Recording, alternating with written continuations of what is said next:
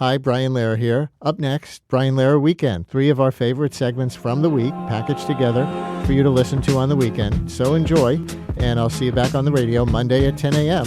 on WNYC and WNYC.org.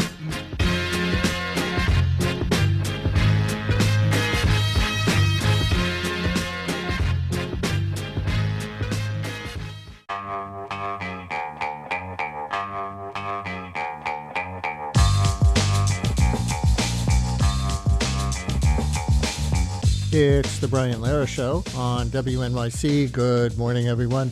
We are honored to have Christiane Amanpour joining us today to talk about issues in and some historical context for the war with Iran. Christiane holds the joint positions of CNN's chief international anchor and PBS host, as her show Amanpour airs first on CNN International and then also on PBS as Amanpour and Company, which is where many of you probably see it in the United States. In New York, for example, that's 4 p.m. and midnight on Channel 13. And as some of you know, Christiane in her own life has also had feet in multiple worlds, growing up in both Iran and the UK, adding to the perspective, of course, that she can bring to world events like these in her 40-plus years now with CNN. Christiane, we always appreciate it when you take some time from your own very demanding schedule to come on with us. Welcome back to WNYC. My pleasure, Brian.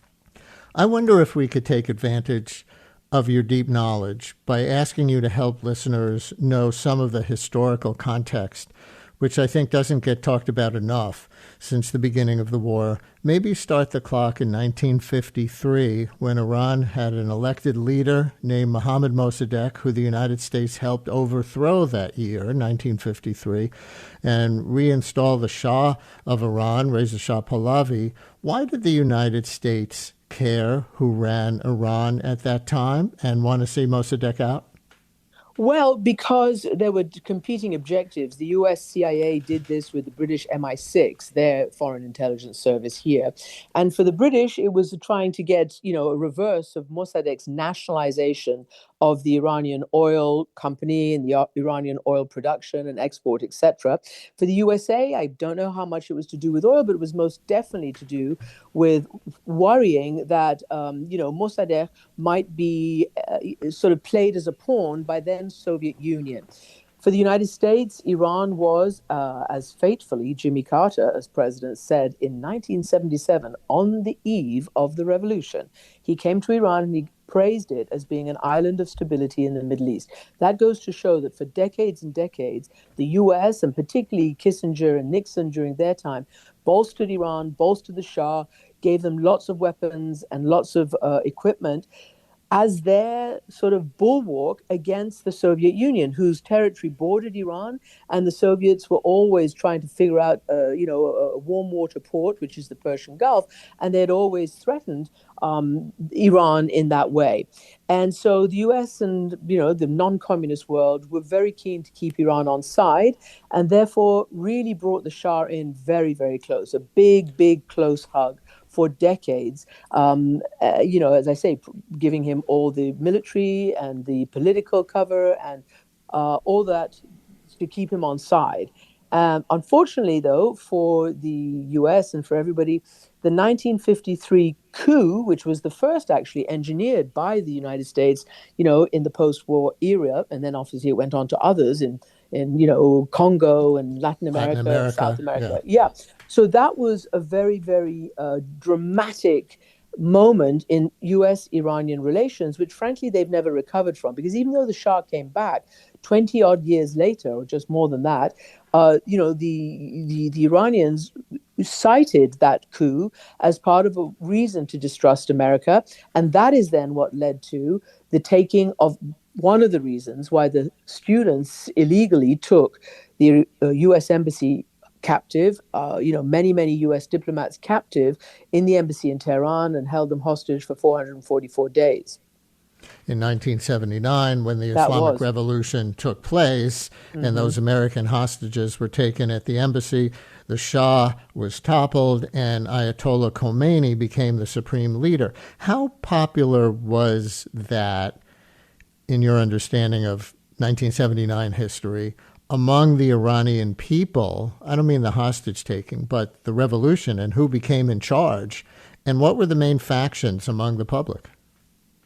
Well, it was popular. That's why there was the revolution. People did, in fact, including people who had been very supportive of the Shah, but many intellectuals, many not only the educated and the pro-Western and the women and many, many others believed that there should also be not just prosperity for a certain limited group of Iranians, but there needed to be democracy. The Shah's regime was not democratic. He did empower women, I will say, and that was a big, big issue. He created Iran's first ever Ministry of Women Affairs. He nominated and made a woman head of that. And under the Shah, many, many rights for women were then formalized under the law, rights that they didn't have before, and rights that the Ayatollahs immediately took away when they came in, having promised women and all the others a democratic Iran. Just imagine these Ayatollahs with turbans and beards actually convinced a huge population in Iran, not just the Shiite faithful, not just the working class, but even the upper classes, and convinced the British government at the time. Obviously, the Americans kind of believed it, and so did the French. They believed that this guy, who said he was going to bring democracy to Iran, was going to do that. Well, within very, very short order of toppling the Shah, which, as I say, was popular at the time because people rose up against him, then Ayatollah Khomeini, basically cracked down first on women. First, he closed down the Ministry of Information, or rather of Women's Affairs. He made women go back under the veil, the chador, the hijab, and denied a lot of progress under the law that was made for Iranian women. So, it's a bait and switch, as many historians say, from the perspective of the Islamic Revolution, that is kind of continuing today, but not pretending to be democratic. Rather, it's a theocracy, it's autocratic, it's, tyrannical in many, many aspects of it. And the most recent visualization of that was the bloody crackdown on protesters in January. And listeners, we can take some texts and phone calls for Christiane Amanpour, CNN's chief international anchor and host of Amanpour and Company on PBS. Anything about the war or some of the historical context that we're discussing, or if you're a long-time Amanpour watcher, you can just fanboy or fangirl out a little with her, or anything else relevant, 212-433-WNYC, call or text 212-433-9692 for Christiane Amanpour. We have her until 10:30 this morning. Christiane, Americans would tend to think of Iran under the Ayatollahs as domestically a strict theocracy, as you were just describing a little of, and internationally as an aggressive state, certainly hostile to Israel, but also to the West, death to America, etc., and often to many of the Gulf Arab states. Is there a way you can describe the main big picture of their international goals over these 47 years? Well, from the beginning in 1979, they really believed they were going to export their Shiite Islamic Republic revolution around the Islamic world. It didn't work, not least because they are in a minority in the Islamic world. The Sunnis make up most of the world's Muslims.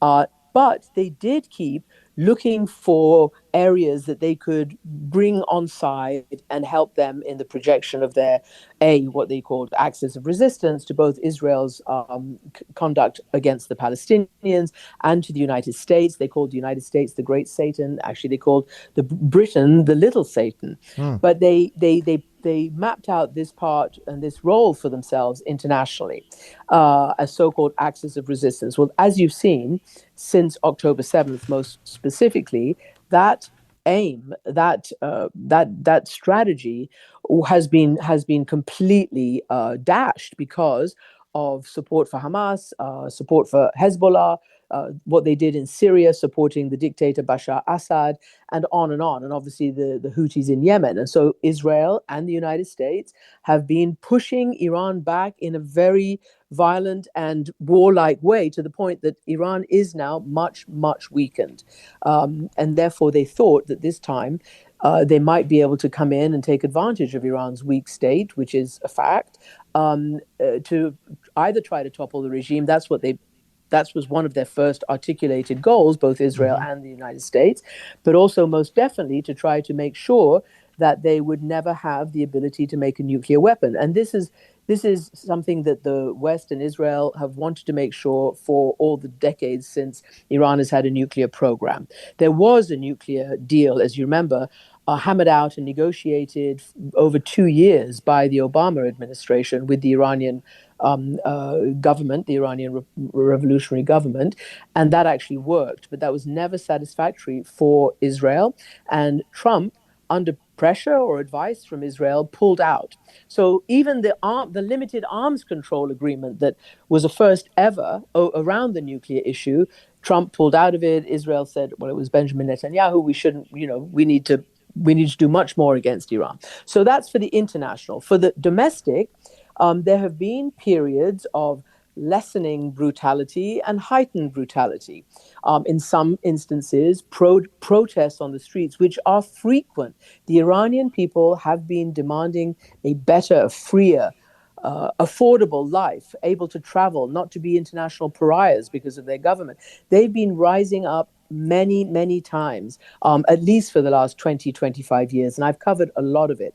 But each and every time, they have been brutally suppressed. However, it doesn't mean to say they've stayed at home. Each and every time they come out, we don't always hear about it in the West, but they're very, very active in trying to get their own freedom and trying to get their rights. Now, unfortunately, for the Iranian people, their human rights and their democratic rights have never been on the agenda of the international community. So whenever the United States or Britain or Europe or other people talk about trying to change the behavior or the regime in Iran, they never, ever, ever put the support for the Iranian people on the front burner, or even somewhere down in the agenda. It's sometimes lip service, but it's never been a point of policy. And so that's an issue. That's a problem. And whereas the United States has been their holy grail in terms of people have hoped that the United States would help them, and certainly they hoped that it might happen in the Green Revolution in 2009. It didn't. They hoped that it would happen this time around because of the words of the President of the United States, Donald Trump, who many, many times over these protests said, come out, we will help you, seize your institutions, help is on the way. Netanyahu in Israel said similar things. Come out, topple this government, you are the proud, noble people of Iran. But that help never came. And now we're sitting here in now nearly 2 weeks of this war, and there has been less and less talk about the rights and the future of the Iranian people. So as the US tries to figure out what its end game is and what its actual objectives are, which are somewhat different to Israel's, the Iranian people face being slung under the bus again, particularly as President Trump has said, and Defense Secretary Hegseth said, this is not about regime change. Trump said, we don't care about, the democracy in Iran. That's not our main aim, et cetera, et cetera. And Trump has also said that they are willing to work with even potentially somebody on the inside who might even be a religious leader.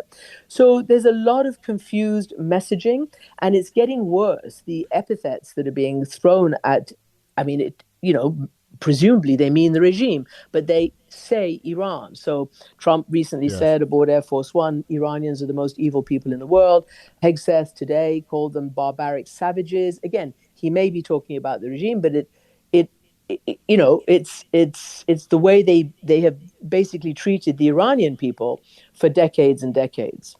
Let me take a history call or question for you, and then I'm going to relate it to the present, because one thing I was going to ask you anyway that many, many Americans may be confused about is why Iran is attacking Gulf Arab nations, not just Israel or U.S. installations, particularly in the region, and why they have such a rivalry with Saudi Arabia in particular. But I'm going to let David in Inwood, Manhattan, start to frame this up. David, you're on WNYC with Christiane Amanpour. Hi.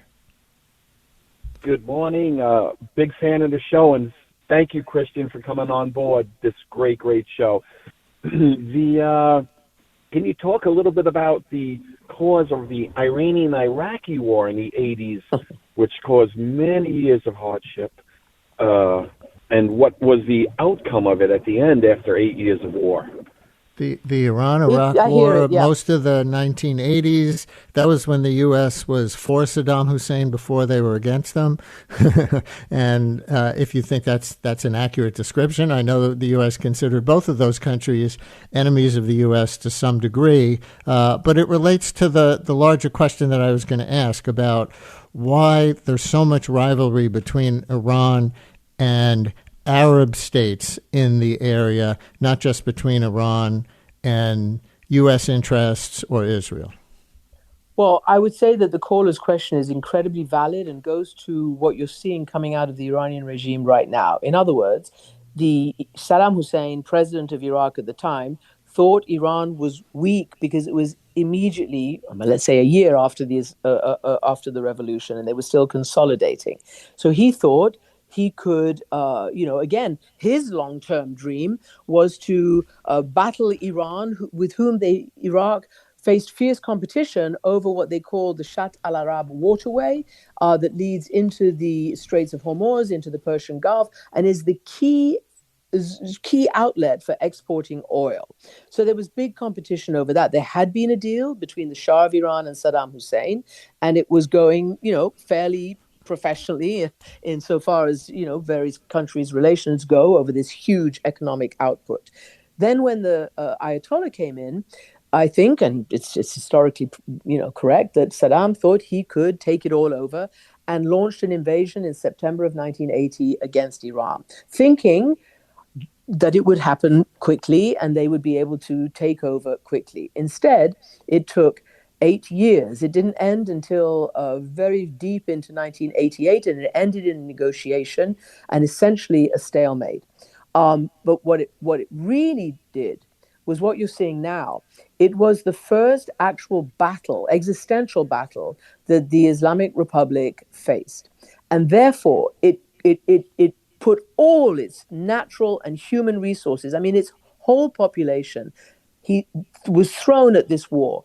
It was a wartime population, a wartime endeavor, a wartime economy.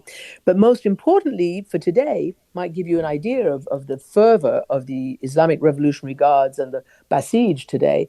The Basij is essentially a volunteer, foot soldiers of the Revolutionary Guard and the army. Back in 1980, Iran essentially conscripted tens of thousands of young boys. We're talking teenagers, put red bands around their heads emblazoned with the Allahu Akbar, God is great, and all of that.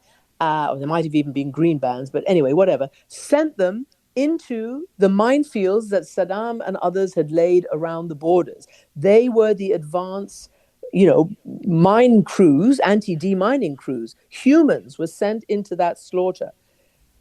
And in the end, Iran, as I said, battled to a stalemate and did not lose. But it shows you that even that kind of, I don't know, it's just a horrendous thing to do, that they did it. And that fervor, maybe amongst diminishing, amounts of people, but that fervor is the fervor that fuels the Basij today, the Islamic Revolutionary Guard, and the whole system. It is a system based on repelling foreign invasion, international pressure, etc. And why you're seeing the Revolutionary Guard take the lead in the public Iranian commentary and action during this war, even though US and Israel had hoped that by killing off Ayatollah Khomeini and his top layer at the very beginning, in the first hours, the first strike, that would cause the system to wobble and shudder and, lose faith. And that would be the opportunity, they hoped, the US and Israel and the opposition hoped that would be the opportunity to show the rest of the regime that they needed to start defecting, put down their arms, go to the other side, surrender, etc. And that would lead to regime change. So far, that hasn't happened, but that was certainly the thinking at the beginning. I've seen some analysis that says Iran may be making a tactical or strategic error by attacking the Gulf states because they might have been with Iran to some degree in opposing U.S. military intervention in the region and pressured the U.S. to stop quickly, but that Iran's attacks are making the Gulf states feel betrayed and like they can't trust Iran, and so throwing the Gulf states into the United States camp of really wanting to destroy Iran's military as much as possible. Does that analysis ring true to you at all? Thing. I'm sorry, I forgot to. I lost my train of thought and forgot to answer that. But here's the thing. I asked the most senior Saudi official who I've been speaking to recently, and that's the former head of their spy agency, their CIA, and he was ambassador to the US and to the UK, so he's very, very well versed. He also was Saudi Arabia's lead on the Taliban and other such things when they faced this terrible threat, like everybody did from Osama bin Laden, Al-Qaeda, etc. So just to say he's incredibly plugged in and very well versed. Well, the first thing he said to me was that he is surprised that the US is surprised, or that anybody is surprised by Iran's response. Because he said that Iran, including the foreign minister and other Iranian regime officials, had gone over and again to the capitals in the Gulf states and explained to them, please don't allow this, the US to attack us from your bases, from your areas where you all have these US bases, and you have this relationship with the United States, because here's our plan of retaliation. They said, first, we will attack Israel in retaliation. Second, we will attack US bases in your countries, in your states, in retaliation. And third, we will attack other economic, tourism, civilian, those kind of targets, which they've been striking. So this was very, very well telegraphed by Iran, according to the Saudi former spy chief. And we also heard about it in the press at the time before the war. And those leaders, in turn, implored the United States, even though they do not like Iran. They are not Iran allies. They have had bad relations with Iran for many, many years, not least because they don't want an Islamic Republic and Islamic revolutions in their Gulf states either. But that is why they tried to get the US not to do this military intervention.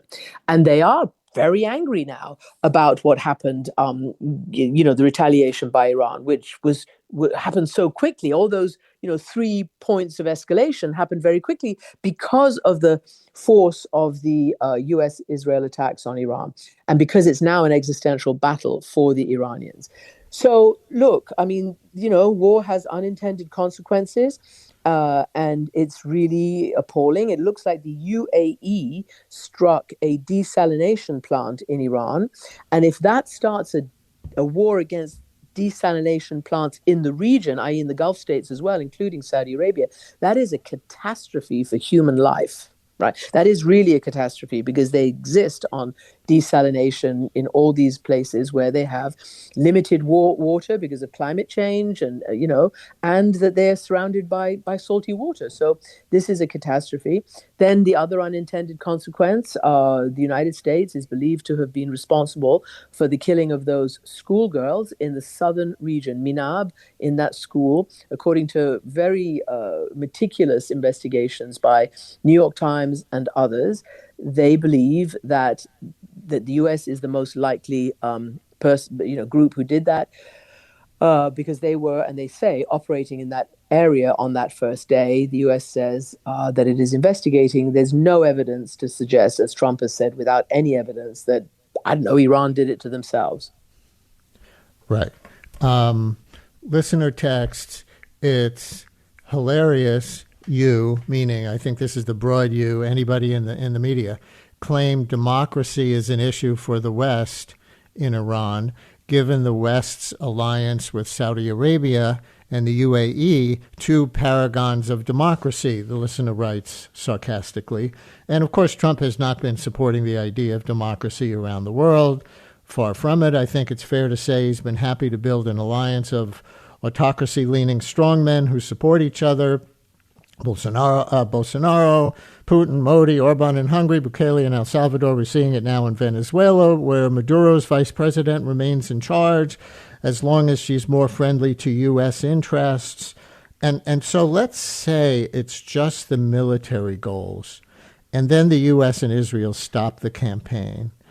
What happens then to the Iranian people? And to set this up, and I know you touched on this before, now I'm going to play the clip.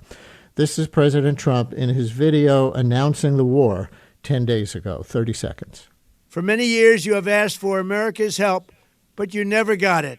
No president was willing to do what I am willing to do tonight.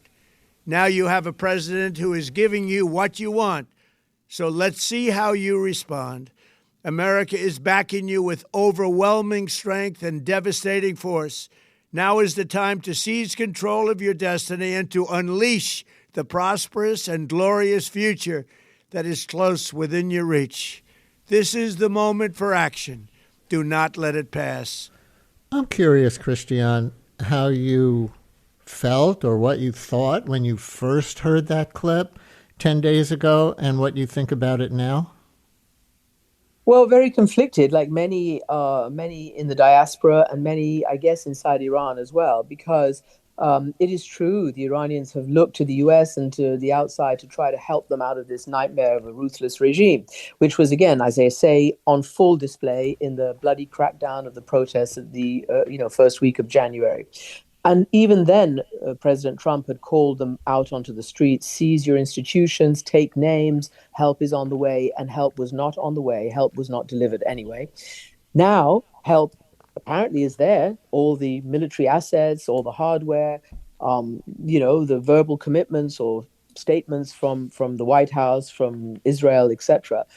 But these statements change on a regular basis. And the latest is that it is not about the Iranian people. It is not about democracy. It is only about, now they've shifted to a goal that, as I said, they kicked out the idea of regime change very early on, but they've shifted to, making sure Iran can never have a nuclear program.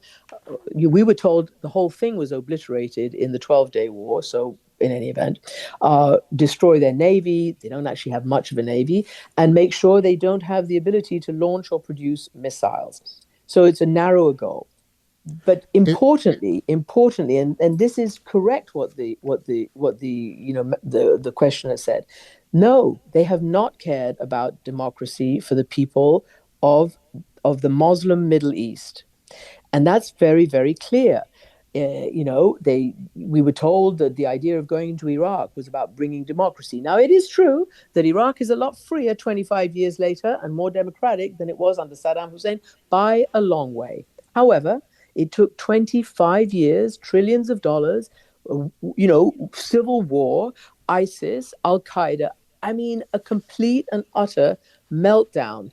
So what people in Iran are afraid of is if the military goals are whatever, and Trump and Netanyahu declare victory and leave, what happens to them? What happens to the people who had come out before or who want to change?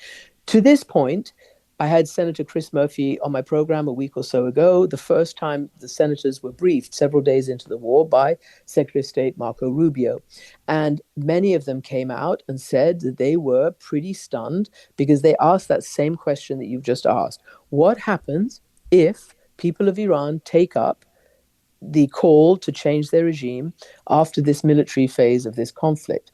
And those people are still in charge. What happens if the IRGC, the Islamic government, is still in charge? And they look pretty entrenched right now. What happens if they're still? What is your plan, Secretary of State, to protect, and preserve a democratic uprising inside Iran? And they said they came out with no answers. There were no answers. So this is very, very dangerous territory for the people of Iran, I would say right now. As I say again, there are many in the diaspora and even many in Iran right now, at least some of those who we're hearing from, who hope that this bombing campaign will lead to their deliverance. But from here to there, right now, doesn't look clear.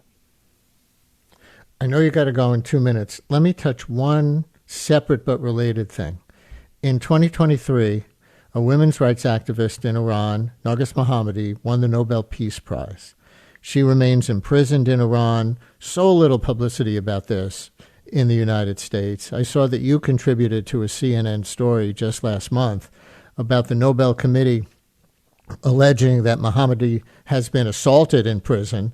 And I want to play a short clip from a video Mohammadi made with Amnesty International. This clip is from 2024, just before her latest imprisonment begins.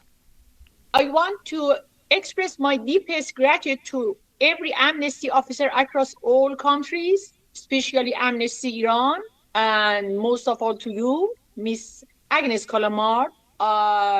I have to say for your relentless efforts, your work on Iran, on my case, on cases of other Iranian activists and Iranian political prisoners, on executions in Iran, and on ending gender apartheid has brought so much hope to me and others and my friends in prison. So, Christiane, can you characterize what she meant there by the term gender apartheid? And it's just pretty say what she means to Iran, 30 seconds. It's pretty self-evident. There is a deeply misogynistic and often violent repression of women's rights in Iran, like across much of the Arab and Muslim world. But, she's in prison because of her incredibly brave and consistent, despite the attacks, physical and verbal, the psychological pressure she's under. She consistently sticks to her, credentials as a leading dissident, a leading democracy activist, and a leading women's rights activist. She was furloughed for medical reasons, but right at the start of this war, she was brought back in again, and she has been abused in prison. She's been, according to her family, according to the Nobel Committee, kicked and shoved and punched around. And unfortunately, some in the opposition diaspora have cast aspersions on her too. And it's bizarre, but they believe that whoever's inside Iran should be calling for regime change and the return of Reza Pahlavi, which people might want, but you can't really do that from inside an Iranian prison. So when you're actually, walking the walk, talking the talk, and suffering for what you believe in and the struggle you are leading on behalf of Iranian women. So I've interviewed her children. And I can only tell you that Iranian women are some of the most valiant, committed, intelligent, and empathetic political dissidents that I've ever come across in my whole life. And I believe that, if they got their full rights, Iran would be the most incredible country because, unlike most of the other neighboring Arab Muslim states, Iranian women, despite the legal problems and despite all the other problems, have many more rights than any of the women in any of those U.S. allies arrayed around the Gulf. So this is an important paradox to remember.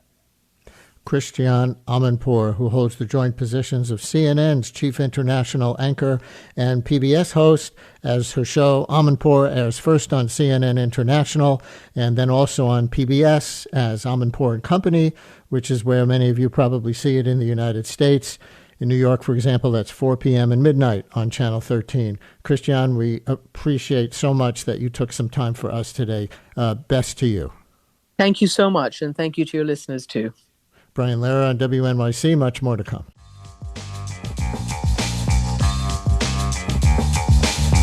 It's the Brian Lehrer Show on WNYC. Good Friday morning, everyone. Did you hear that one of Mayor Mamdani's signature campaign promises has now been introduced as a bill in the City Council? It's the $30 minimum wage. Here's, at that point, candidate Mamdani talking about it in the WNYC Spectrum New York 1 mayoral debate in October. The reason that we put forward $30 by 2030 is that that's the minimum that a New Yorker needs to be paid to be able to afford to live in this city. And what we are looking at right now is the possibility of the place that we know and love becoming a museum of where working class people used to be able to live. Our proposal that we've put forward would be phased in over a longer period of time for small business owners to ensure that they could deal with this. And it's also one that we are confident we would be able to accomplish because of the fact that we are seeing from New Yorkers time and time again, the absence of it is pushing them to live in Jersey City, to live in Pennsylvania, to live in Connecticut, because they can't afford to live in New York City. Zohran Mamdani as candidate Mamdani at the WNYC New York 1 mayoral debate on October 22nd. Now, Councilmember Sandy Nurse from Brooklyn is sponsoring the bill that would eventually boost New York City's minimum wage, and he did say eventually there too, by 2030, to $30 an hour. For a little context, the minimum wage here is currently $17 an hour. Some other cities, by comparison, Seattle, a little higher at $21.30 an hour, $19.29. I don't know how they arrive on such an odd number, but $19.29 in Denver.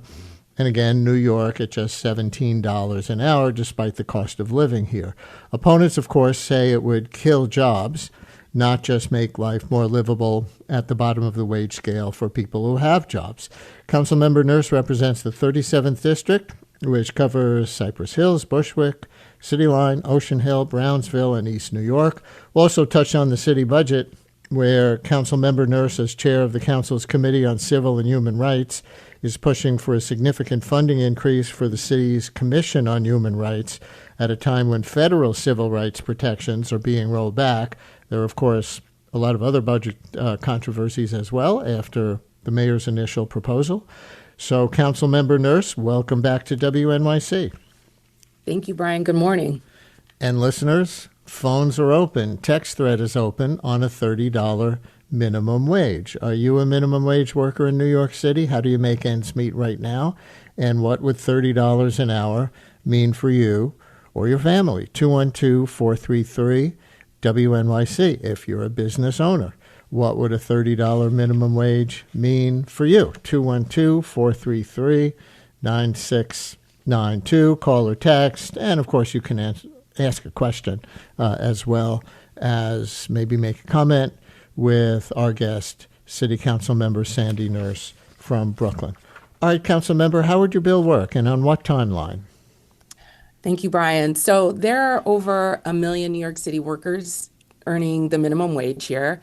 And after taxes, a full-time worker making $17 per hour brings home about $2,000 a month, which means they're basically surviving on $500 a week.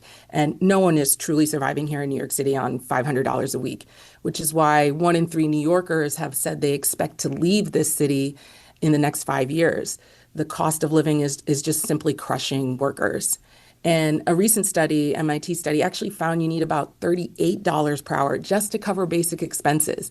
That's not even enjoying life. It's just covering basics. Our bill is asking for $30 per hour for all minimum wage workers by 2030 and for smaller businesses by 2032. $17 per hour really is just not a livable wage. It's actually a crisis. It's a daily crisis for these million workers in our city who have to make extremely tough choices between food and medicine, transportation or rent, and we just don't believe that's a dignified life. And as you mentioned, we're behind many other cities. I mean, Flagstaff, Arizona is further ahead than us, Denver, and that's really unacceptable, especially when we have an affordability crisis. People in the city just want a safe roof over their heads. They want to be able to put food on the table and enjoy the city. They keep running every single day. We believe they deserve higher wages, and that $30 an hour would make a world of a difference for them.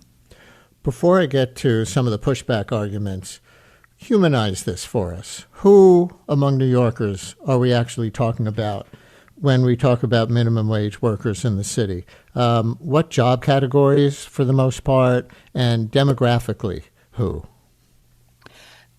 Low-wage workers are, are tons of New Yorkers. It's a million workers. So people who work in your deli, who are in your coffee shop, people you interact with on your local commercial corridor, people who work in the bookshop when you're on your street. So these are everyday New Yorkers who are working in all types of sectors, and they are struggling, and they are working multiple jobs normally just to be able to make ends meet. They are cramped in apartments. The average rent for a room in a shared apartment is on the conservative end, $1,200 to $1,800 a month. The average cost of groceries for a person is about $600 a month. Transportation, $132, utilities and Wi-Fi, $200. That's already over your whole monthly paycheck. And that's if you're sharing expenses and living with other people. So the math just isn't adding up and the wages aren't adding up. They're too low and the cost of living is too high for all of the people you interact with throughout the city who are keeping this city running.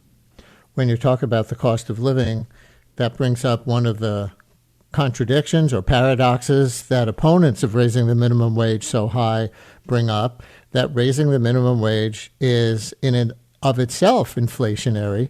So if wages go up, especially significantly, businesses will pass the cost along to consumers, and then prices will go up. And how do you know that the wage increase will outpace the price increases? Yeah, that's a great question, Brian. During recent periods of record inflation, it's actually really been corporate price gouging that increased costs so drastically and not the cost of labor. I mean, if you remember during the pandemic when people were charging outrageous amounts for Lysol and basic goods because they knew that people needed them. It was big businesses that were actually overcharging people, and they never really brought their costs down even when other costs came down. The fact is prices have already outpaced wages. So raising the minimum wage is the best thing we can do to ensure New Yorkers can afford life in the city. Can you back that up? Because a lot of listeners may hear that and think, yeah, price gouging is definitely a thing, but it's not the only thing, and maybe it's not the major thing that's creating the prices that consumers have to pay today. Yeah, I mean, well, you can look at when we raised the wage before. We raised the wage from $7.25 to $15 an hour over a period of time. And actually, when there was a study that looked at Pennsylvania and New York, and they looked at a couple different sectors. They looked at the leisure, hospitality, and retail sectors. And they found that Pennsylvania stayed at $7.25, and New York continued to raise their wage year over year. And what they found is that those sectors in New York far outpaced Pennsylvania's throughout the entire wage increase schedule. And that was the reverse of what critics of the minimum wage increases predicted. There was another study done by the Institute for Research on Labor and Employment. It was a detailed analysis on the effects of the $15 and higher minimum wages across the United States. They found substantial pay growth and no disemployment. So, there are a lot of contributors to the high cost of living. We have issues with housing. For businesses, the cost of rent is high. There's issues with insurance. There are a lot of policy solutions for those things. And this is just one of them to provide immediate relief to workers. But it's been a benefit to businesses and a lot of the sectors here in New York City when they have raised the wage. We actually have a small business owner in our coalition. He runs a organization called Better Helpmates, and he actually came and advocated at our press conference recently and said it's actually called Well-Paid Maids. I don't want to misspeak, but he came and explained how paying fair wages has actually helped his business because he's investing in his workers. His workers stay longer. They're invested in the company. They provide better customer service. They provide higher productivity. And Aaron's business is growing and thriving because he's paying fair wages. So we do have small business owners who understand that higher wages helps them grow as well. Let's take a phone call from Jack in Richmond Hill, who is a pharmacist. You're on WNYC with Brooklyn City Council member Sandy Nurse on her bill that would increase the minimum wage in New York City to $30 an hour. Hi, Jack. Hi, Brian. How are you? So we spoke a couple of months back when you were talking about drug prices, and we talked about reimbursement. Your guest was talking about how PBMs take away money from insurance companies and from pharmacy benefit managers. Yeah, right. Those middleman companies. Yeah. Go ahead. Well, I have a question that, if I am getting negative reimbursements on my prescription costs and I am struggling to make money as is, with a 6-year degree, these pharmacists that graduate with a PharmD degree making on an average anywhere from $45 to $50 an hour, if they open a business such as I did, how am I going to afford paying people $30 an hour, standing in the front, ringing the registers, helping the customers, whatever they're doing, right? I have somebody who's coordinating my deliveries. $30 an hour, when I myself probably net out somewhere around $45 after all my losses with the PBMs. There are several other businesses that are regulated by insurance companies and other agencies. Not everybody is making cash money like this woman is talking about for, cleaning services, etc. So a lot of us work in a regulated industry where payments are capped. I don't think a lot of the industries can afford a $30 minimum wage. Council member, talk to pharmacist Jack from Richmond Hill. Yeah, and it sounds like some of the challenges you're facing are issues that would be dealt with some other policy solutions, such as the reimbursement rate, which I also agree is a major problem. The pharmaceutical industry, the medical industry, the transparency that is required to help bring down those costs is something that those industries fight against very clearly with a lot of money behind it. Raising the minimum wage boosts consumer spending. Our economy depends on consumer spending, and businesses, generally you have more customers and consumers than you do have employees. And when those customers have more money to spend, they spend it locally. They put it back into the economy. And so the minimum wage increases go right back into local businesses. This bill isn't going to solve every single challenge that small businesses or large businesses face, but it will make a world of difference for people who are earning $17 an hour and are maybe sometimes not even able to get to work because they can't afford to get there.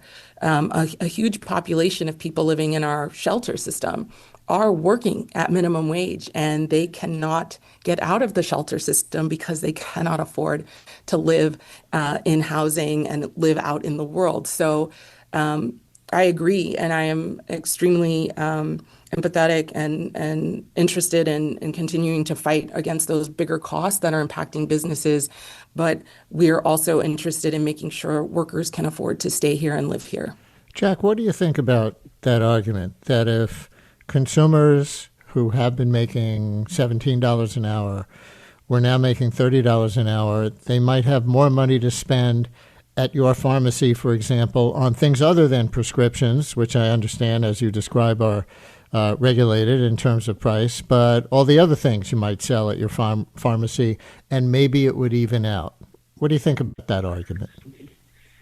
So a lot of that excess money that could be spent on goods, a lot of that has come out of pharmacies at this point. You see that a lot of the Walgreens, CVS, big box stores, they're closing locations just because they don't have enough people walking in for that inventory. Some of it is part of the theft issue, and the other is because people are using Amazons for delivery for some of those products, most of those products. So the foot traffic for people coming in to spend money has gone down drastically. A lot of that money has also moved over to OTC cards, which is, again, part regulated. People that use OTC cards to make purchases for these pharmacy items are now... So you're saying you really do make most of your living on prescription drugs, per se, at the pharmacy? Absolutely. Jack, thank you very much for your call. I appreciate it. Council member, go ahead. Yeah, and Brian, I just wanted to mention that, particularly for small businesses, as these big box stores are closing down, I had a Rite Aid a block away from me. It closed down, and I could go to the Walgreens another 5 or 6 blocks down. But I've actually moved to shopping at my smaller pharmacy, and this is really important because for small businesses to survive and thrive in competition with large corporations, they have to give customers a reason to shop at their store and keep buying from them, not just because of the loss of convenience of a big store that has a bunch of stuff in it, but also because of the experience they have when they're in that shop. And that depends heavily on customer service, which depends on employees. And employees who are not paid enough to live have an immense amount of stress and anxiety. They're worrying about all of their ability to make their basic payments. They have better morale. Studies show this when they can afford to stay with the business. They're engaged with the customers, and people want to go back because they have a good experience there. So this also helps small businesses thrive. What about the city's own payroll? Not all city workers earn $30 an hour. Would the bill also require the city to bring its own workforce up to that floor? And as a member of city council, and the budget is topic number one this year for this week for the coming fiscal year. There's already a projected deficit that you'll have to close. Mm-hmm. What would this do to that with respect to city workers? Yeah, city workers are, a lot of city workers are on contract and are in a union, and so they bargain for their wages. But for minimum wage workers outside, those are folks that are working in, retail jobs, in the shops in your neighborhood. Those folks are ones who this bill is meant to improve their lives, meant to put more money in their pockets, help them continue to stay here in New York City, in the city that they keep running every single day. Let's take a call from another business owner from your district, I think. Keisha in Bedford-Stuyvesant. You're on WNYC. Hello, Keisha. Hi, my name is Tisha Merritt. I'm the former president of Tompkins Avenue Merchant Association and one of the founders. I also have a small business. A lot of businesses are facing high rent, which is like $5,000 to almost $10,000 a month. We have to pay for our garbage. Even though we pay taxes, we still have to pay for garbage collection. We have to pay for permits. We have to pay for fines. My question to you, not only do we have to pay, you want us to pay $30 an hour, but also $30 an hour plus the tax for each employee that we have to pay on each payroll. That's almost like $35 an hour or more. There is no way a business can survive that if they are making an average of $100,000 to $200,000 a year. Now, if you're talking about businesses like McDonald's that are making billions of dollars, we understand that. But for a small business making $200,000 to $300,000 or $100,000, one employee alone is going to cost you over $60,000 in wages. You are going to be driving small businesses out of New York City. We are the heart of New York City. That is ridiculous. And within 5 years to do that, I am not a supporter of that at all. Keisha, thank you for your call. And we could keep taking calls like this, Council Member. Now, that's not to say it's a scientific poll, of the people of the city of New York. I say this a lot on this show. The people who call in are generally more aggrieved than they are happy with whatever it is we're talking about. So, I don't want to misportray what we're getting on the phones as somehow public opinion, period. But you see what you're provoking in business owners like Keisha. Yeah. I mean, the point of legislation is public debate, right? So I welcome public debate and I welcome engagement here because at the end of the day, those workers working in that small business, whether it's one or two workers, if they are getting paid $17 an hour, that worker is probably miserable, right? They are struggling. They are living with a ton of people. They are making choices. When they leave that shop at night, they are going home making very, very tough choices about what type of food they can put on the table. Is it healthy food? Is it junk food? They are thinking about, can I afford my prescription medicine at the pharmacy or not? Can I pay for childcare or not? Do I have to stop working because I can't pay for childcare? Do I have enough money to get on the train and buy my monthly pass? Like, this is the challenges our workers are facing, and most of them are expecting to leave. 1 in 3 New Yorkers expects to leave in the next 5 years because the cost of living here is crushing them. Like I said, there are many things we should be doing all at once to support small businesses and bring the cost of living, bring the cost of running businesses down. The Mamdani administration launched a task force to support small businesses through identifying a bunch of fees and junk fees that businesses are paying, There's legislation right now at the state level for commercial rent stabilization because we do recognize that the cost of rent for small businesses is skyrocketing and it makes it almost impossible. So there are a lot of different solutions that need to happen at the same time. What this bill is focused on is the human worker at the heart of it.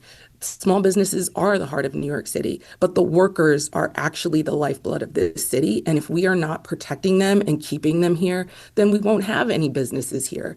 And as I mentioned before, when we looked at the Pennsylvania versus New York wage increases over a similar period, 2013 to 2019, so 6 years versus 5, we found that the retail sector grew every year that New York City's wage increased, whereas Pennsylvania, which stayed at a meager $7, did not.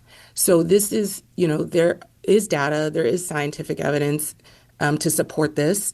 And I do want to engage and I do want to have the small business community collaborate and figure out what we can do so that everybody can win.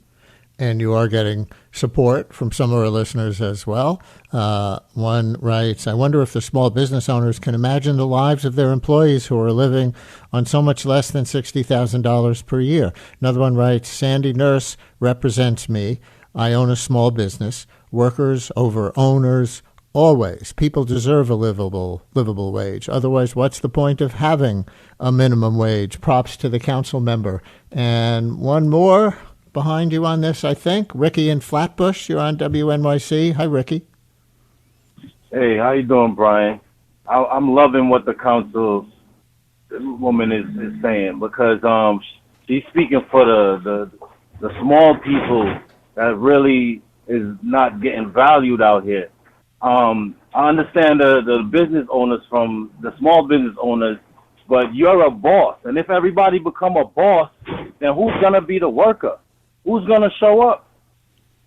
And that's all that's called in was the boss people. This guy owned a pharmacy. This lady owned whatever business she owns. And everybody owned, but nobody's speaking for the person that got to show up at work. That got to get up 5 o'clock in the morning, go show up to these places, open up the places, making sure it's functioning. I'm a driver, and where I deliver every day, and I'm living check to check, and I'm just loving what she's saying. And we need a raise because everything else is going up. The food, the rent, everything else is going up around it. And yes, it's not just the small business owners. It's a big corporation like Amazon and McDonald's and Burger King and all these big things that's out here that people work at every day. So it's not just the small business owners. We're not just attacking those. You know what I'm saying? We want you to be a boss and do your thing, but at the same time, check in with your worker. We live in check to check. You don't know how we eating, like the lady said. You know what I'm saying? Like the Metro card, the Omni card, everything is going, and it's hitting you at once. And it's nothing going up for you at the job. The job is nothing going up for you. It's just every day you're going to work, and you have to figure it out. And I'm just glad that somebody's saying something. You know what I'm saying? At least put it out there and get the conversation started. Even if it ain't $30, $25, $28, some time of change, but we can't just stay at the same level and let's expect the same, like people not to leave or think about going somewhere else. Ricky, it's impossible. Thank you for raising your voice. Thank you, please, I appreciate it. Man. Please call us again. So, council member, he brought up maybe there's a difference between Amazon, he cited as an example, and Joe's Pharmacy in Richmond Hill, whatever it is. Could there be different minimum wages in the city for companies of different sizes? So right now the bill has 2 tiers. We have businesses who have 500 or more employees will have to get to that the $30 by 2030. And smaller businesses, 500 or less employees, will have even longer. They'll have till 2032. Look, I think what we've seen across the city and of course across the nation is that there is a lot of workers at Amazon, workers at Starbucks, workers at a number of big corporations have organized. I mean, the delivery workers organized and pushed to get a higher minimum wage. We just passed a bill last year to get the Instacart workers to have $21.44 for a minimum wage, which again is not enough to live on. And these fights go on for a very long time, sometimes years. People get fired for fighting for minimum wage increases across the board. Workers are fed up, not just here in New York City, everywhere. I mean, everybody is living paycheck to paycheck. The cost of living is just astronomical. And so, what we're asking for, $30 an hour, is even $8 below what more than one study has said people need. We're trying to fight for people who do love to work. They love to work. They want to raise their families here. They want to put food on the table. And not just that, they want to have a little bit extra, just a little bit left over to enjoy life in the city, take their kids to a movie theater, take their kids out for a day. Like, people just want to breathe a little bit. And that's what we're asking for here. And this bill is not meant to crush anybody who is running a small business. We love small businesses. I helped start a bid in my district last year. I have a lot of immigrant-owned businesses. This year, the council also fought for the vendors, the smallest businesses in New York City. We care about everybody who's trying to make a living here. We want to keep New York City thriving. That means workers. That means small business owners. That means everybody. That's why we're focused on universal childcare and affordable housing. There's a ton of things that need to happen at once. This is just one tool to get us there, to make an intervention in the lives of people in a really meaningful, direct way. So how's your head count for this in City Council? We know the mayor supports it. We played the clip of him at the beginning of the segment. He raised the $30 minimum wage on the campaign trail. You have 51 members of City Council, so you need 26. How That's close right. are you? That's right. We have, I think I haven't looked at the thing. I think we have maybe like 10 folks on, 10 or 12. We've got a dozen. We actually introduced this bill last year, and I know that we all love the mayor, but the council has been working on this issue for a lot longer than he was running for mayor. So we introduced this last year, and this year we reintroduced it. We have new council members. We have a much bigger coalition with labor groups, grassroots groups, small business owners. And so this is just the first step, was getting it introduced and starting the public conversation. We want to get a hearing, and we want as many New Yorkers as possible who are both in favor of this and against it to come out and talk about it. Because I think at the end of the day, what's on everybody's mind is that the cost of living is too damn high, and people are not making enough to get by in this city. And we need all the solutions on the table to make life better here. So we are going to be working extremely hard to build that coalition and to reach some kind of consensus with all the stakeholders who will be directly impacted by this. Before you go, off the topic of the minimum wage, I want to give you a chance to describe to our listeners your particular, what's the term? One of your particular priorities for the city budget, because it's one that I think doesn't get a lot of headline coverage. You are chair of the council's Committee on Civil and Human Rights, and I see that you're pushing for a $10 million increase, even as the city is trying to close a budget gap and fund other things, for the city's Commission on Human Rights. So what does that agency actually do, and why do you think it needs more money right now? Yeah, thank you for asking this. The Commission on Human Rights is really the protectors and defenders of New York City civil and human rights laws. We have some of the most comprehensive, some of the strongest human rights laws in the country. And that's because countless New Yorkers have fought for these rights to defend against all sorts of fight against all sorts of discrimination. But this little commission is little. It's a small but mighty commission. It's never really gotten the resources it needs, and we're continuing to ask more of it. In the last few years, we've added new protective classes.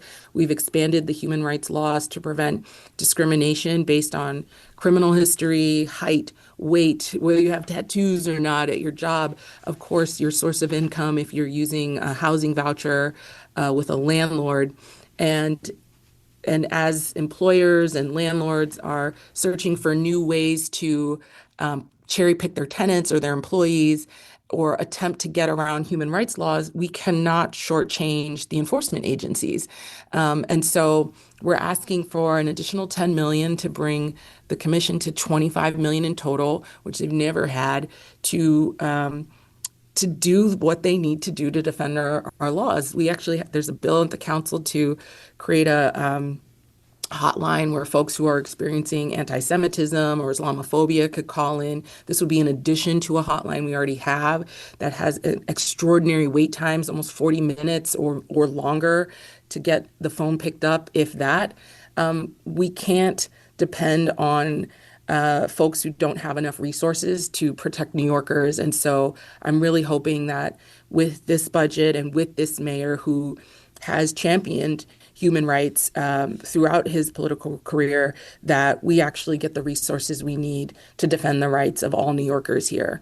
And so I'm really grateful that you actually brought it up, because it is a little commission that doesn't get a lot of love, but it deserves all the resources we can give it to make sure that people aren't discriminated against at their jobs, when they're looking for an apartment, or anywhere else. And so we're hoping for that 25 million this year. One quick follow-up on this, then we're out of time. The Trump administration has been cutting or threatening federal civil rights enforcement of various kinds, right? At the EEOC, the Department of Education's Office of Civil Rights, other agencies. Does that federal retreat make what's happening at the city level more expensive? Are you seeing cases that would have gone federal now landing at the city commission to try to get resolution for the people involved? Yeah, I mean, certainly the number of calls and inquiries to the commission has increased exponentially year over year, and especially during the Trump era. I mean, the fact is we have a president who is almost explicitly, very explicitly, a white nationalist, and he is cutting any program that is meant to create equity and level the playing field for everybody in this country. And in New York City, where we have millions and millions of people, that creates a lot of problems, right? We're lucky that the commission is actually almost 100% funded by the city and not dependent on federal funding streams. But that makes it that much more important that this year in the city budget that we actually provide the expansion it needs, because there's more calls, there's more people walking in the door. We've had landlords threaten to call ICE on tenants, put signs up in the building that say that have ICE, literally ICE on it, to scare people and to maybe try to drive people out. This is blatant discrimination, and these are the types of cases that are coming to this commission, and we need them to have the resources, including the enforcement piece, because they do have enforcement capability. So we really, really want to make sure this is on the top of mind for New Yorkers, because we can no longer rely on the agencies at the federal government to protect our civil and human rights. New York City Council member Sandy Nurse, representing District 37 in the Brooklyn neighborhoods of Cypress Hills, Bushwick, City Line, Ocean Hill, Brownsville, and East New York. Council member, thanks for some time today and talking through these issues. Thank you so much, Brian.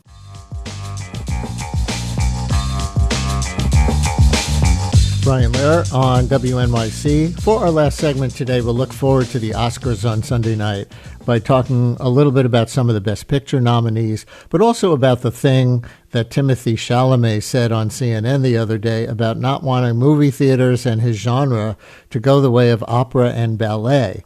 Now, some people in the opera and ballet worlds were upset and offended by that because they took it as a knock against art forms that they still consider vibrant and meaningful in today's world, right? But that's not the part I want to bring up here. Rather, to take his concerns about movies and movie theaters head on. So we're going to play a longer version of the clip that broke out because I think it's a little deeper than what made the news. He's responding to Matthew McConaughey, who said studios are producing more action scenes because that's what sells in this era of short attention spans.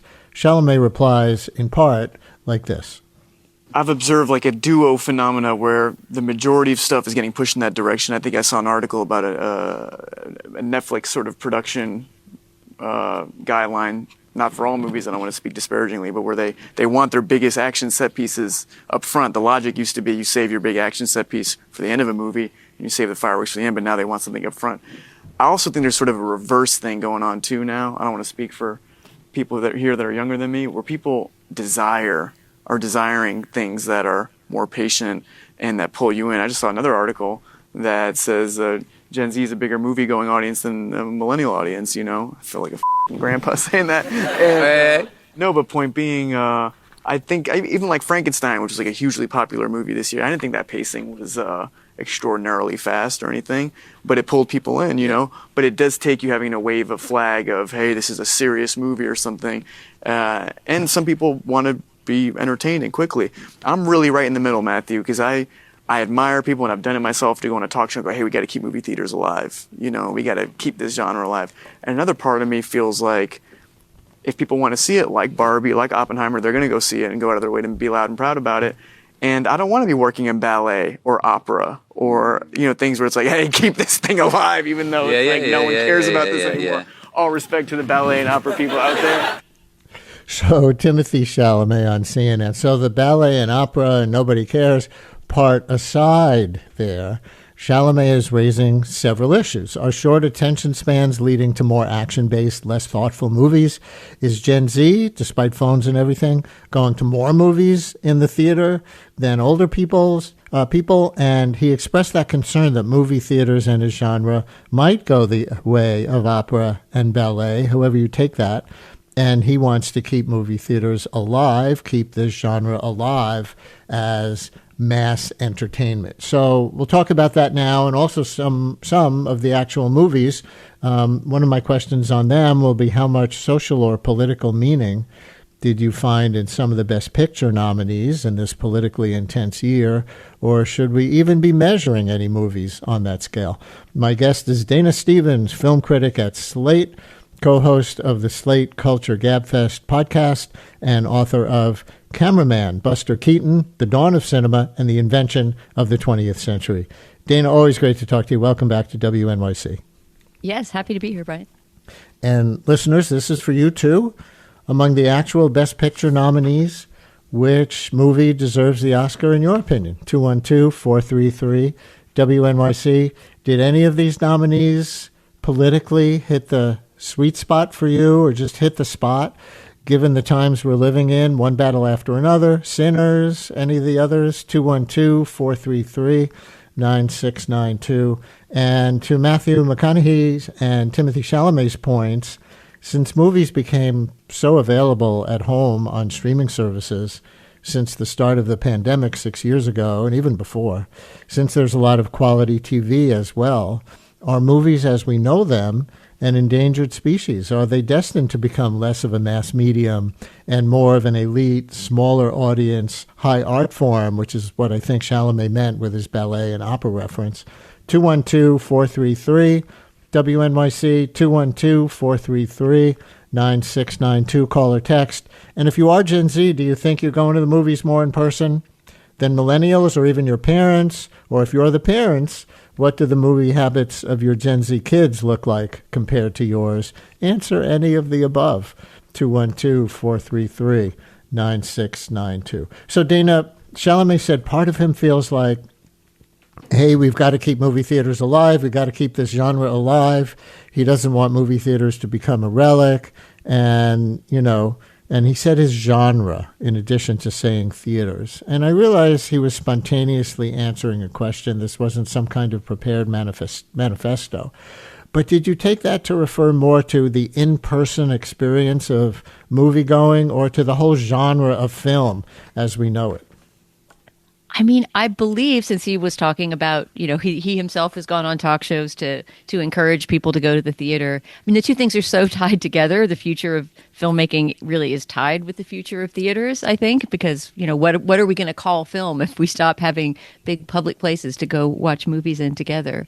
So I guess I hear him as defending movies as a medium. And I'm really glad, Brian, that you played the full context of that clip. I was actually going to get ready to establish it in my answer to your first question, because I think it's important that, though he may have put his foot in his mouth, especially as a child of dancers, putting down ballet and opera in that way, I do think that it was a maybe unnecessarily brash, but really a tossed off comment in the much larger context of him really being worried about the future of his own art form amidst all other art forms. I mean, we're in a moment when pretty much the entire cultural industry is endangered. And I get him standing up for his medium in it.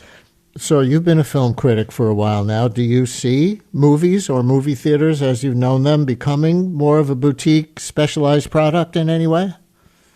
I mean, it's sort of hard to deny that viewership has dropped. It's never bounced back from the huge drop during COVID-19, right? The huge drop in theater attendance.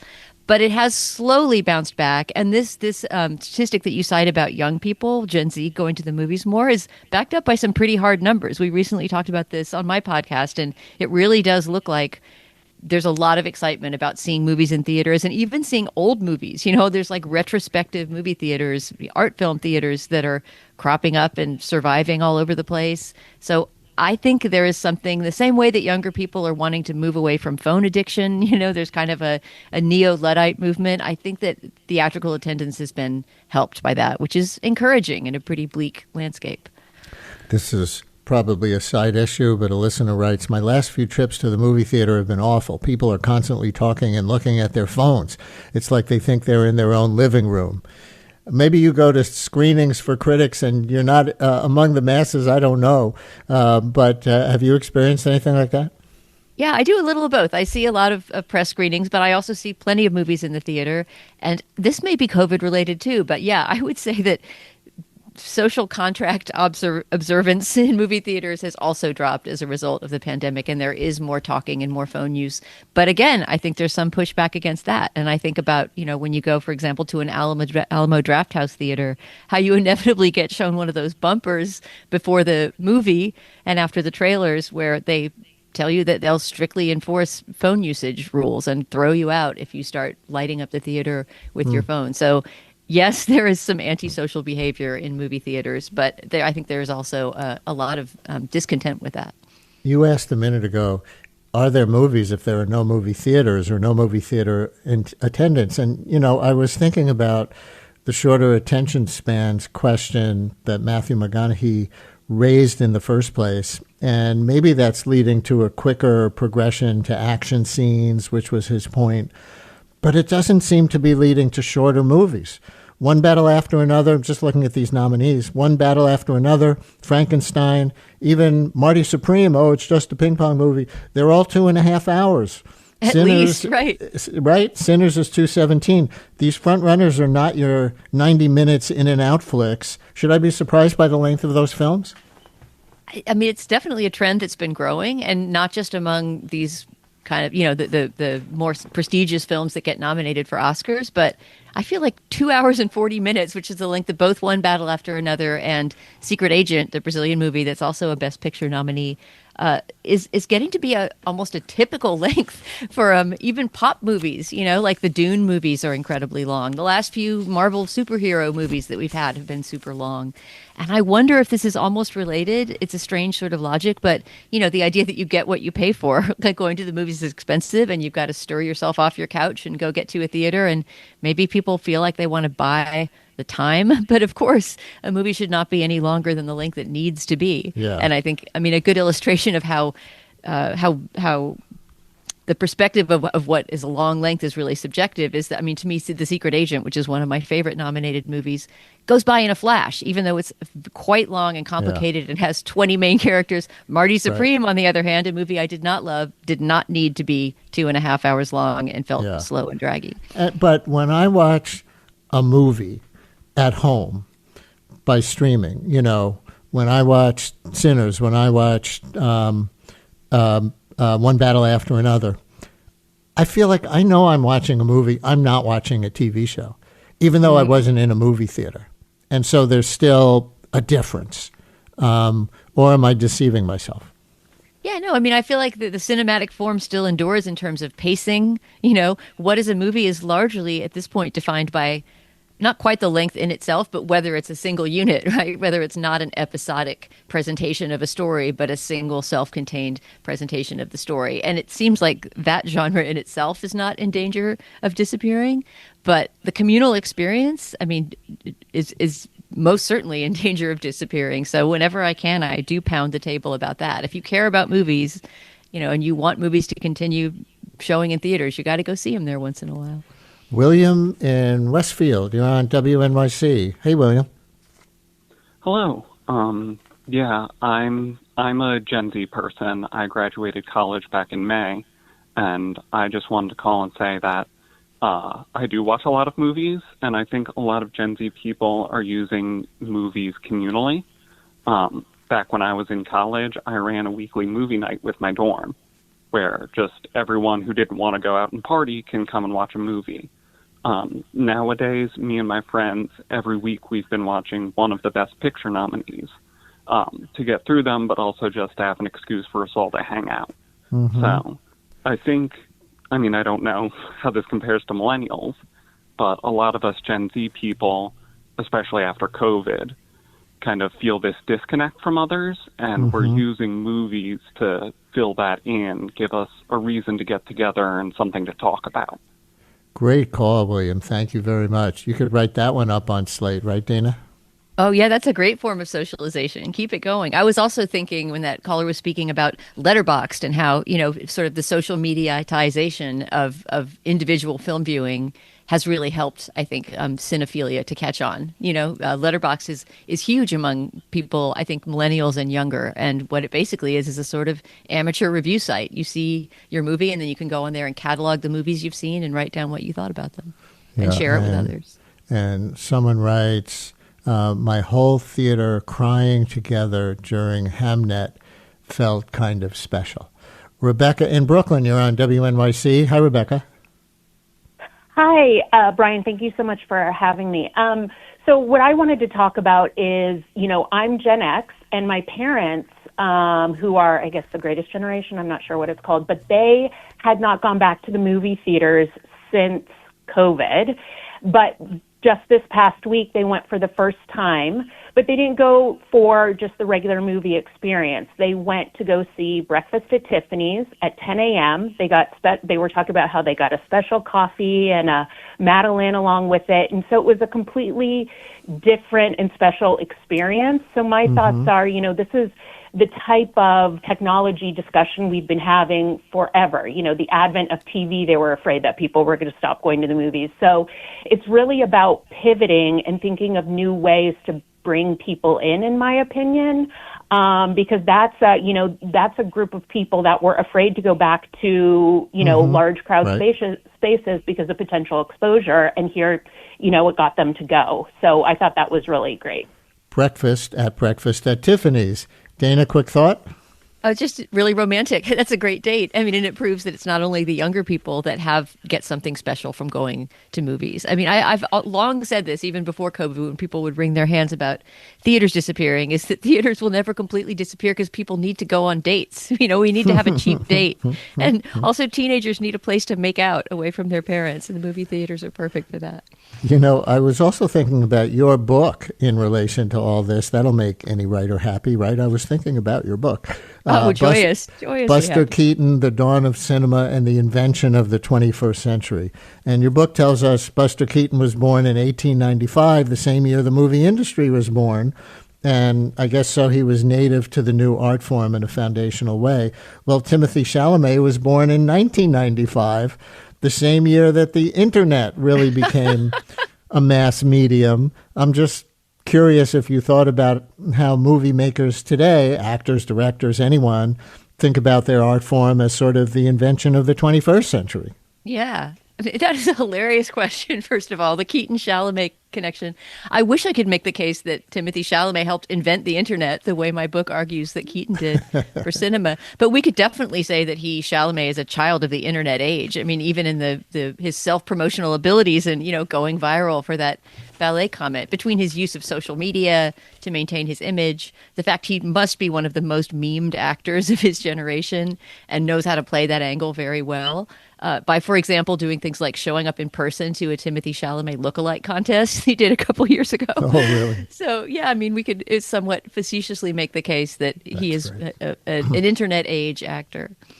I want to spend our last 5 minutes on some of the Best Picture nominees and politics in these times. And I'm going to let Bruce in Manhattan kick it off with a phone call. Bruce, you're on WNYC calling about Sinners, right? Yes. We saw Sinners twice, but fortunately we bought it the first time and then relaxed at home the second time. And the second time we really appreciated that this film was really all about music, the importance of music to Black culture, starting with the blues and then progressing from the past to the present to the future in that fantastic scene in the juke joint that goes on and on and on, and figures come in and out, and you just get swept away with the power of movie making and the power of music. Yeah, and importance of music to any culture by extension. That may be one of the greatest scenes in movie history, Dana. I don't know, but politically speaking, maybe The Secret Agent, which I haven't seen, hit the nail most squarely on the head with the main character in the context of an authoritarian regime. But the ones that are getting the most discussion are Sinners and One Battle After Another. I enjoyed both films immensely, but ultimately, I think Sinners was the more ambitious film, visually and politically. But I'm an amateur in this lane, I readily admit. Where would you start on any of it? I mean, I'm never one to pit Oscar opponents against one another, especially when it's two movies as good as Sinners and One Battle After Another. I love both those movies. And I think they're incredible compliments for this year. The fact that they came out this particular year, obviously not knowing that they would be coming out, as they were being made. No one knew they'd be coming out in the first year of the new Trump administration. But there's such different and complementary views of what, I don't know what you want to call it, resistance, rebellion, revolution could be. And I agree with you that Sinners is absolutely brilliant. I would be really happy to see it win Best Director for Ryan Coogler. That's sort of what I'm rooting for, the category I'm rooting for Sinners most of all. Because I didn't realize this until reading up on this year's Oscars, but there has never been a Black American or a Black director, who's won Best Director. And there's very few who've even been nominated. So that would be a great breakthrough for Ryan Coogler. And Sinners, as you say, is one of those movies where the direction is really what stands out, the vision and the originality of Coogler's, entire conception of this vast movie that's kind of a thriller and a Western and a vampire movie and a musical and a thrill, everything all at once. One Battle, on the other hand, has this very different, it's a darker, maybe more pessimistic view of revolution, but ultimately it's as the title says, it's sort of about the cyclical nature of resistance, right? That you fail and you try again, you fail and you try again. The next generation picks up the baton and makes its case in a very different and maybe more comic way. Anyway, I'd be very happy to see either movie take Best Picture, but I want to see Sinners get something because it's just a special, special film. And on One Battle After Another, I mean, it's worth it just for Sean Penn's hilarious, cartoonish, bad guy, racist soldier character. But I kept waiting for extraordinary villain, really incredible performance from Sean Penn. Right. Really villainous and really hilarious. I kept waiting for the underlying story of immigrant detention and revolution for equality to deliver something more. And I noticed that op-ed in the Times the other day by Hope Reeves, the daughter of real-life Weather Underground members from the 70s, who wrote, "The film is less a call to fight the power than a madcap adventure about a couple of deranged agitators." And she goes on from there, and it kind of rung true to me. But I want to ask you one last thing before we run out of time that goes back to Sinners. Listener writes, and I was wondering the same thing, listener writes, "I liked Sinners and Michael B. Jordan deserves Best Actor, but I thought turning from an interesting period drama to a vampire movie at the end felt disjointed." Can you explain, can you give us like 30 to 40 seconds on the social meaning of vampires in that movie or in the genre generally? I mean, first of all, I really disagree with that listener. I think one of the great coups of that movie is the way it kind of incorporates the horror genre, not just at the end. I mean, there's vampires all along. They just don't start, killing en masse until the end. Right. But I love the way that he takes this familiar trope that we associate mainly with, I don't know, with I would say vampires have mainly had a kind of sexual meaning, right, in past cinema. Like there's a lot of vampire as, the deadly lover, love and death, all these Twilight kind of uses of vampire imagery. And to take vampires and turn them into a racial allegory is something that's really difficult to do without being extremely heavy-handed, and to also tie in music history the way Ryan Coogler does in Sinners, right? With the vampires representing a certain strain of American music, American roots music, coming from Europe and from Scotland and Ireland, and sort of blending with the blues. I mean, all of that is happening at a sub-story level. Coogler never has to point it out. Just the story vampire as outsider, obviously the black people in the South in that context, but also the Irish people who reference the oppression of the British in that context. Dana Stevens, film critic at Slate. This was great. Thank you so much. Enjoy the Oscars. Always love coming on your show.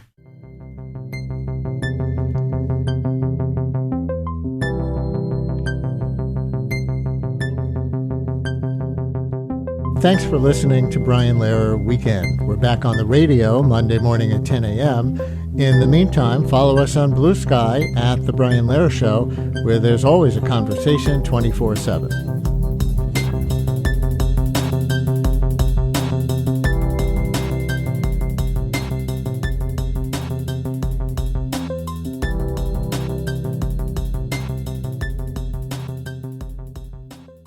Since WNYC's first broadcast in 1924, we've been dedicated to creating the kind of content we know the world needs.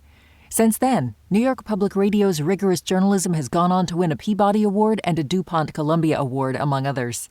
In addition to this award-winning reporting, your sponsorship also supports inspiring storytelling and extraordinary music that is free and accessible to all. To get in touch and find out more, visit sponsorship.wnyc.org.